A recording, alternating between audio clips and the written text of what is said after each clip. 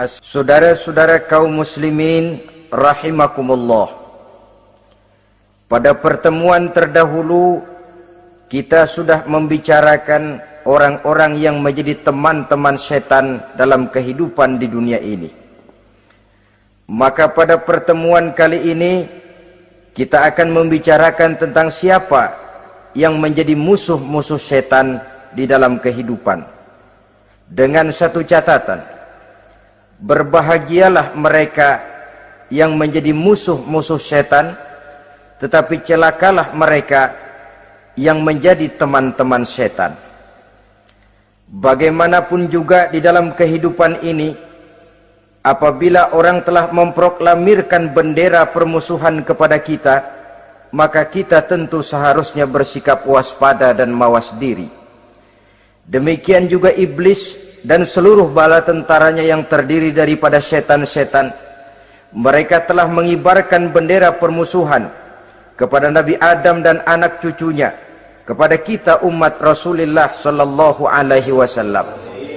Akan sengsara dan celaka jika kepada iblis dan setan yang telah nyata-nyata mengibarkan bendera permusuhan itu kita mengadakan toleransi, mengadakan kerjasama, dan menjadi budak yang memperturutkan kemauan daripada iblis dan setan.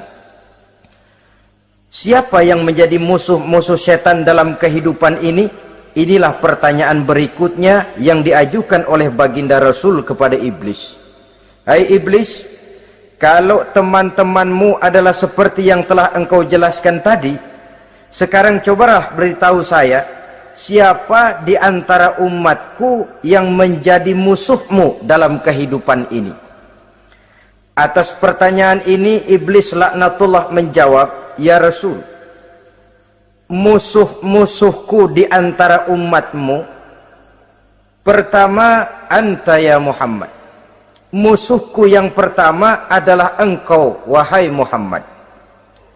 Kenapa iblis mencatat Nabi Muhammad sebagai tokoh nomor satu dalam deretan musuh-musuhnya? Mudah difahami. Pertama, keberadaan Rasul merupakan rahmah lil alamin, rahmah bagi lingkungan.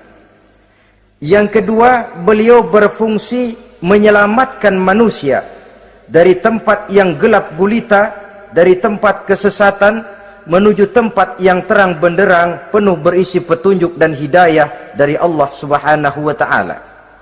Maka menurut iblis, inilah manusia perintang pertama atas segala daya dan usahanya menggelincirkan manusia ke jalan yang dimurkai oleh Allah Subhanahu wa ta'ala.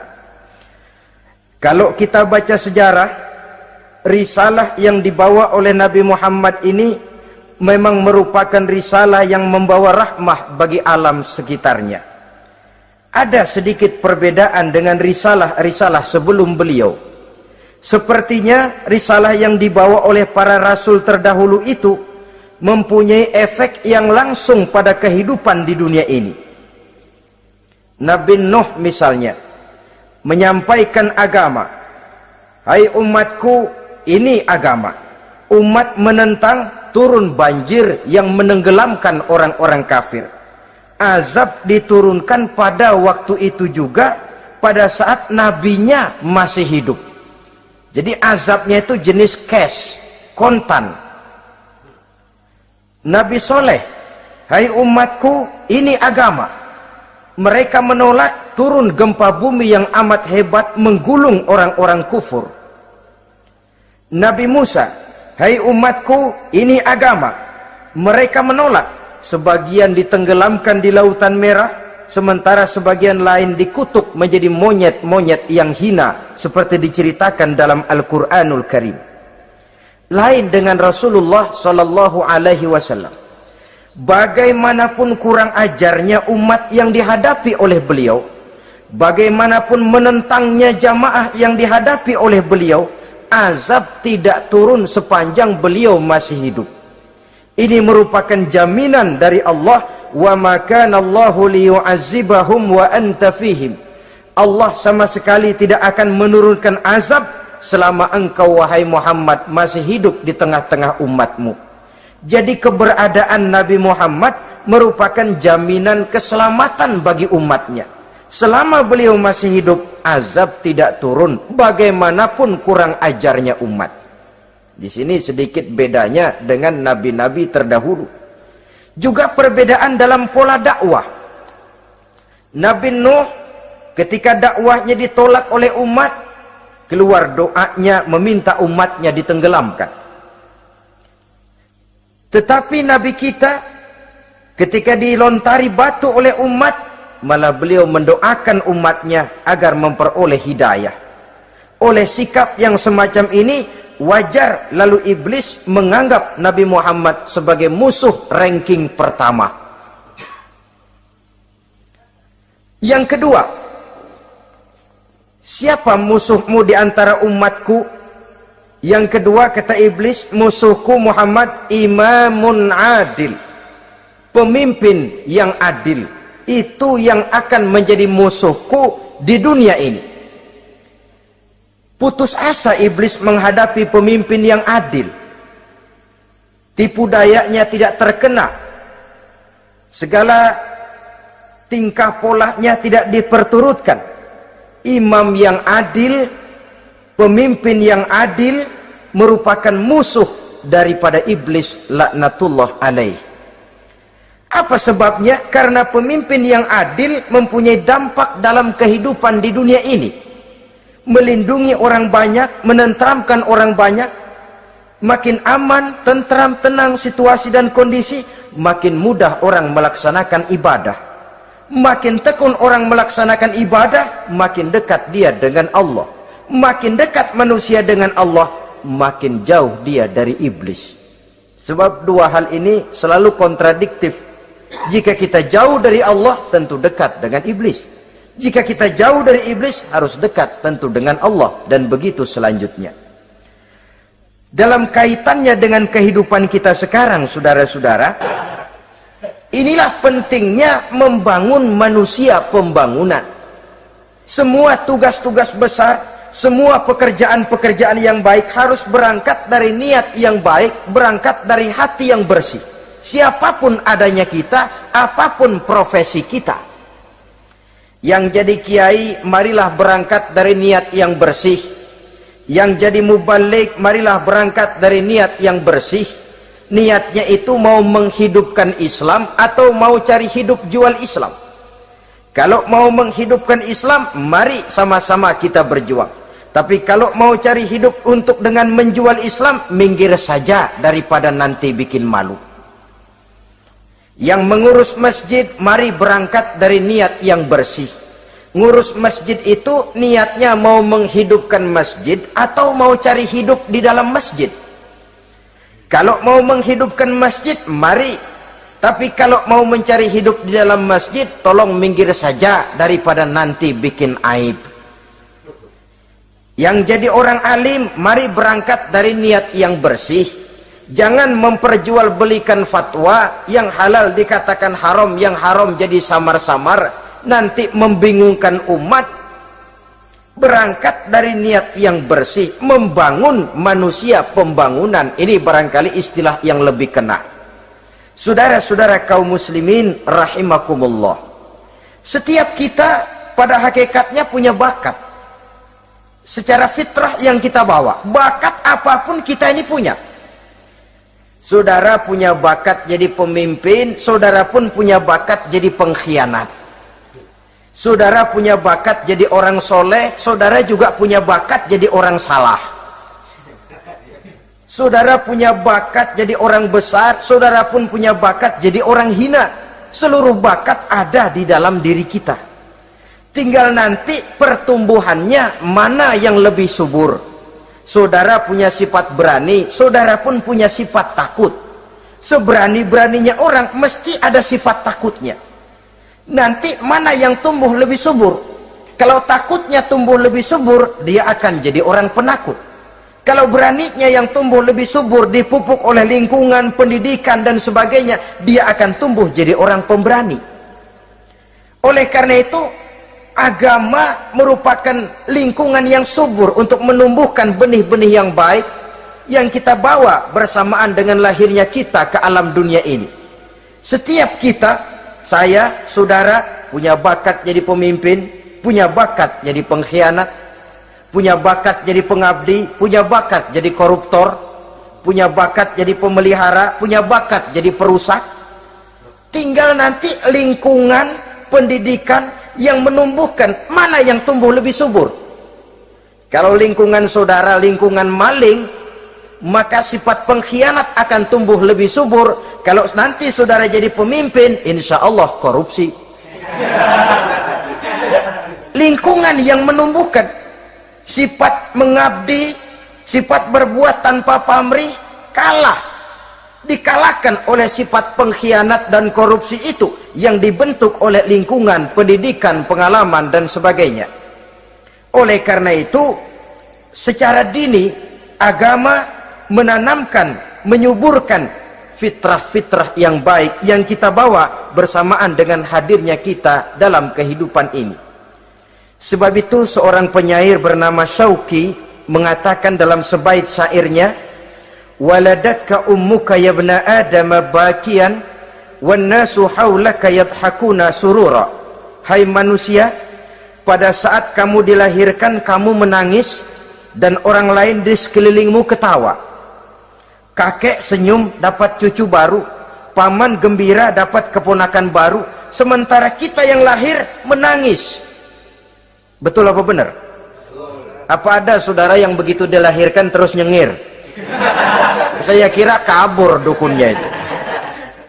Setiap kamu hai manusia lahir dalam keadaan menangis, orang sekelilingmu tertawa. Karena itu katakan kepada mereka yang senyum di sekelilingmu, hai manusia, pada saat saya dilahirkan saya menangis dan kamu semua tertawa. Baik manusia. Tapi nanti pada satu saat harus terjadi kebalikannya. Kalau dikala saya lahir saya menangis dan kau semua senyum, nantilah manusia. Kalau satu saat saya meninggalkan alam dunia ini, saya akan berangkat dengan senyum dan kalian semua akan berurai air mata. Kalau perlu dari Sabang sampai Merauke kibar bendera setengah tiang. Kalau perlu. Jangan terbalik, kita mati melotot orang malah gembira. Karena hidup selalu membawa sifat-sifat yang merusak. Inilah orang kedua yang menjadi musuhnya iblis dan beruntung menjadi musuh iblis. Siapa? Imamun adil, pemimpin yang adil. Saudara-saudara kaum muslimin rahimakumullah. Yang ketiga musuh iblis, ghaniyun mutawadhi, orang kaya yang rendah hati, orang kaya yang tidak sombong. Kaya apa saja, baik kaya oleh karena ilmu, orang yang kaya karena ilmu disebut orang alim. Baik kaya karena materi, orang kaya karena materi dinamakan hartawan. Baik kaya karena kedudukan, orang yang kaya karena kedudukan dinamakan pejabat. Pongan pertama yang terjadi dalam sejarah. Ketika ditanya kenapa kau tidak mau sujud iblis? Saya kan dibikin dari api, Adam dari tanah, I am the best. Saya lebih hebat daripada iblis, daripada Adam. Adam baru kemarin dibikin, saya sudah lama. Kata Allah, kamu sombong iblis, ini surga bukan tempat orang sombong, keluar. Terusir dia dari surga. Jadi kesombongan pertama adalah kesombongan yang dilakukan oleh iblis. Dan dia tanamkan itu kepada kita supaya jadi orang sombong. Karena itu sombong ilmu Allah nggak senang, tapi iblis senang. Mentang-mentang ada ilmunya. Nih, satu-satunya ustadz di sini ya. Semua mesti ngaji sama gue.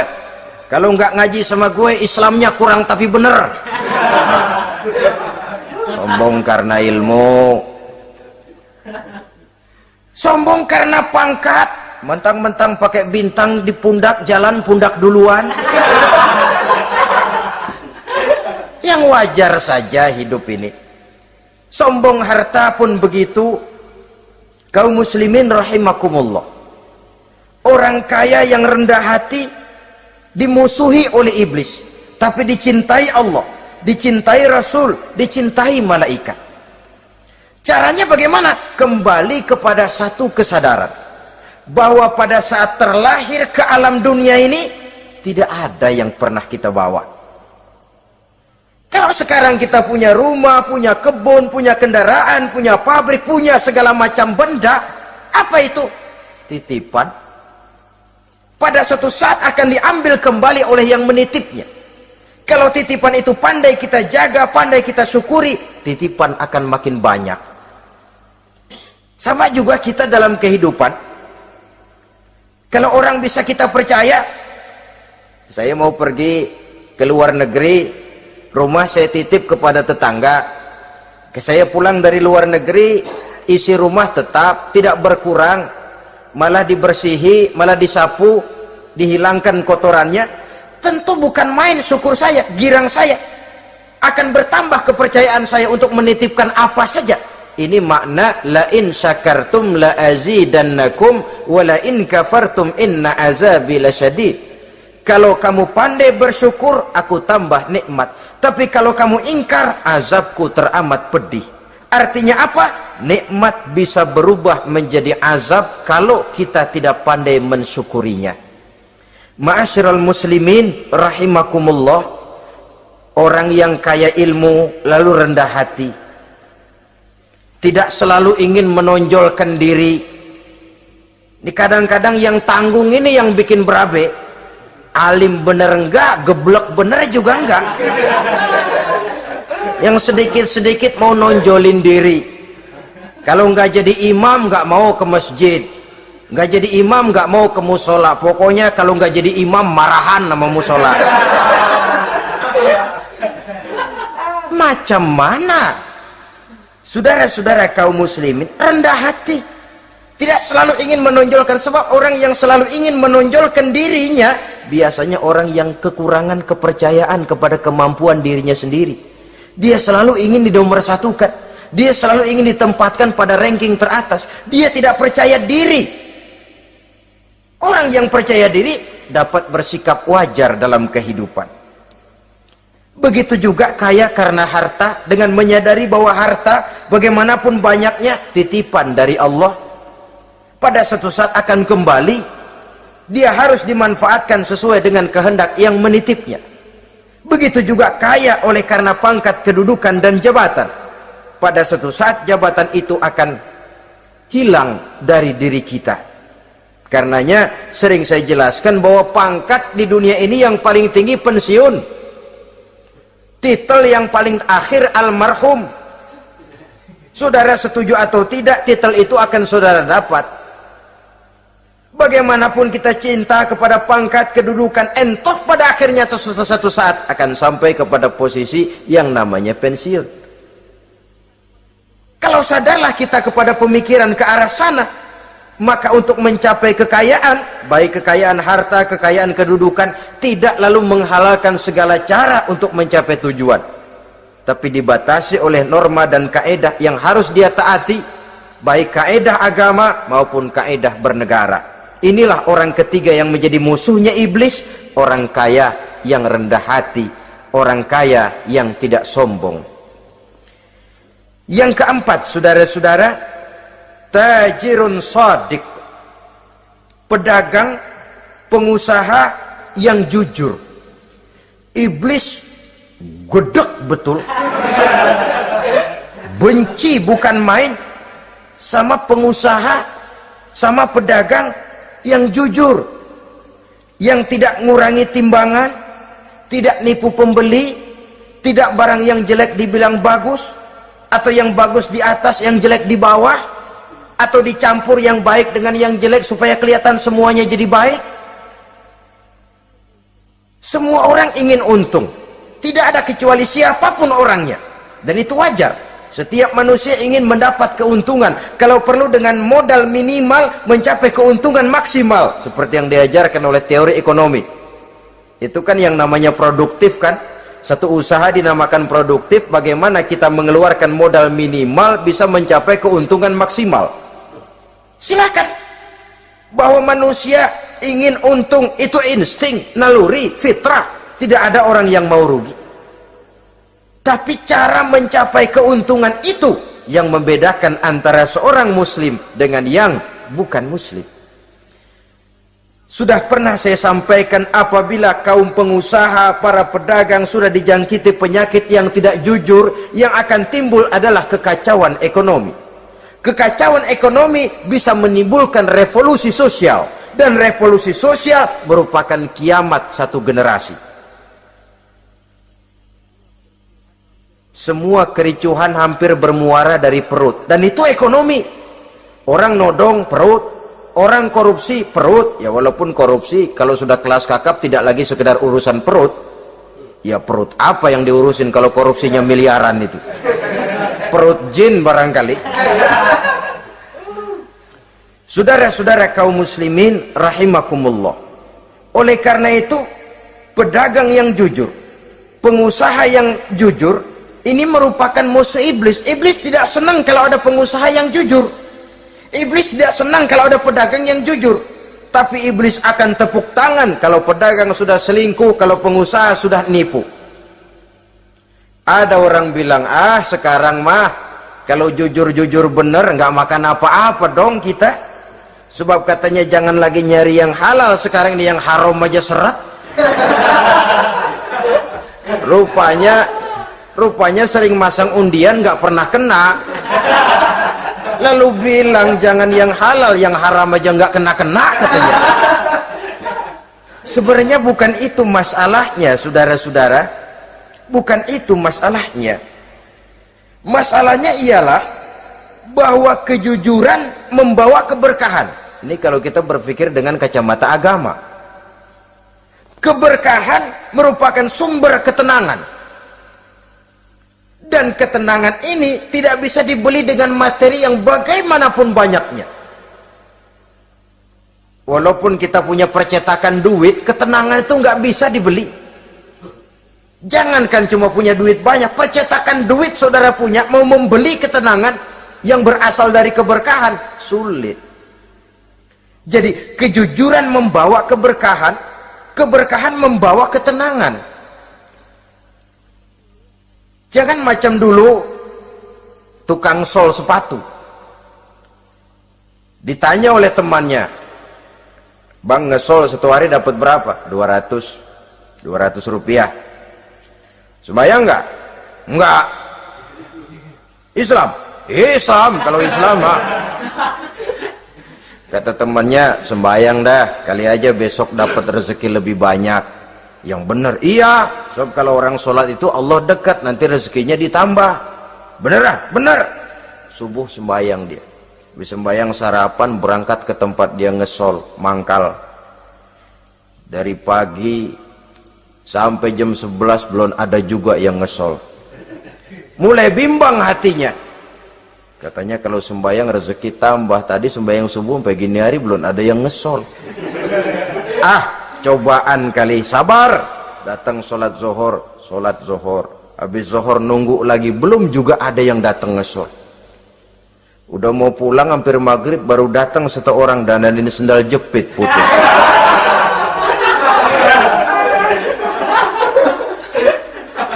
Sudah bayar 25 rupiah, pulang dia si tukang sol ini, ketemu sama temennya yang nyuruh sholat tadi. Ditanya, bagaimana penghasilan ini hari? Apa dijawab? Gua kapok deh sembahyang.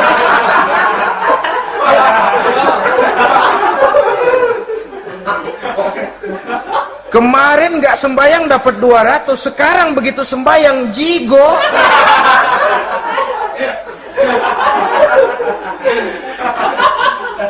Dia tidak sadar bahwa dengan dari kacamata agama, 25 rupiah yang membawa berkah jauh lebih baik ketimbang 200 uang panas. Dari kacamata agama, 25 rupiah yang membawa berkah lebih baik daripada 200 rupiah tapi panas. Sebab panas menjauhkan kita dari ketenangan. Itulah sebabnya maka pedagang yang jujur, pengusaha yang jujur menjadi musuh setan dan beruntung. Sekarang jadi pengusaha jujur-jujur nggak dapat proyek, Pak. Kalau nggak bisa semar, semir, semur. Padahal agama sudah menjelaskan ar-rashi wal murtashi finnar. Orang yang nyogok dan orang yang disogok dua-duanya neraka. Kenapa? Join termasuk ta'awanu 'alal ismi wal udwan. Bertolong-tolongan dalam berbuat dosa dan kesalahan. Kalau hadiah, lain hadiah. Kalau sodakoh, lain sodakoh. Tapi yang namanya semir, suap, ar-rashi wal murtashi finnar. Saudara-saudara kaum muslimin rahimakumullah. Jadi pedagang yang jujur, pengusaha yang jujur merupakan salah satu roda perekonomian. Kegoncangan ekonomi akan menimbulkan dampak sosial yang sangat luas dan kompleks. Yang pada giliran puncaknya, dampak paling negatifnya, dia sanggup menggerakkan terjadinya revolusi sosial. Bukankah sebagian besar gerak hidup manusia dimotivasi oleh keinginan untuk mempertahankan kelangsungan hidup? Dan kelangsungan hidup artinya mulut. Mulut itu artinya perut, dan itu artinya makan. Setelah itu mungkin baru pangan, baru sandang, baru dia berpikir pakaian dan sebagainya. Jadi karena dia merupakan penggerak roda ekonomi, pedagang yang jujur, pengusaha yang jujur mutlak diperlukan dalam kehidupan ini. Sebab sekali lagi kejujuran akan membawa keberkahan, keberkahan memberikan ketenangan dalam kehidupan. Oleh karenanya kita umat Islam, biarin duit kita banyak asal berkah. Itu tentu idealnya. Ketimbang dikit tidak berkah, lebih baik ia banyak, ia berkah. Dan keberkahan itu datang lewat kejujuran. Kejujuran ini sudah dicontohkan oleh Rasul pada saat beliau berniaga ke negeri Syam. Dikala berumur 9 tahun, bahkan dikala berumur 25 tahun, seketika membawa dagangan Sayyidatuna Khadijah yang kelak jadi istri beliau.